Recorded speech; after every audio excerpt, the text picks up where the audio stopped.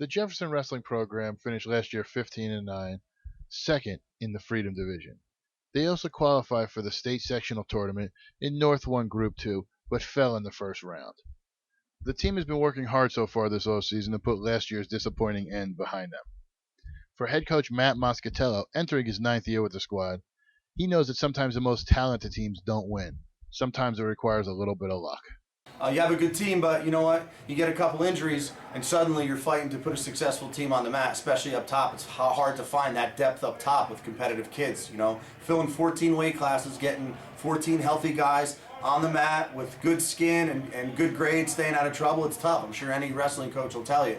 But you can't really use it as an excuse because all coaches battle it. So we're all battling it, and if we stay healthy and I could put my ace team on the mat, we could wrestle with every team in our league. I mean, Kittatinny's probably a cut above, like they usually are. I mean, Coach Gill runs a phenomenal program, and in the past year since I've been here, we have not beaten them. So for us, that's always going to be a goal. So we'll look forward to wrestling them. Lenape Valley's also going to be very tough, and then schools like North Warren and Hackettstown who are coming on in Walkill Valley. So you never know who's got new kids coming up, how they mesh with the team that was left there, and if you get some bigger kids coming out, athletic kids with good coaching, you can make them good rather quickly. One wrestler the team relies on is Brian Damon. The senior, who is 10 wins away from 100, has stepped up his off-season workouts by going to some of the top tournaments, including the prestigious Super 32 where he placed 5th, and the Iron Horse.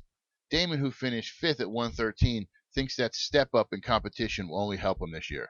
It definitely gets me used to wrestling high-intensity matches right off the bat, so I'm not going to be thrown in, not prepared. I'll be ready. I see this Jefferson team being very successful in both dual meets and individual tournaments. They have a lot of veteran leadership in the upperclassmen and some great young underclassmen coming in that should sustain this program for a while. As a team, I think they can advance to the state sectional tournament and even get to the finals. As far as individuals, I'd be very shocked not to see Brian Damon high on a podium in Atlantic City. When it comes to their division, I'm not sure they can improve because they're now with a tough Kittatinny squad. However, I look for them to finish well over 500 and second in the Freedom Division.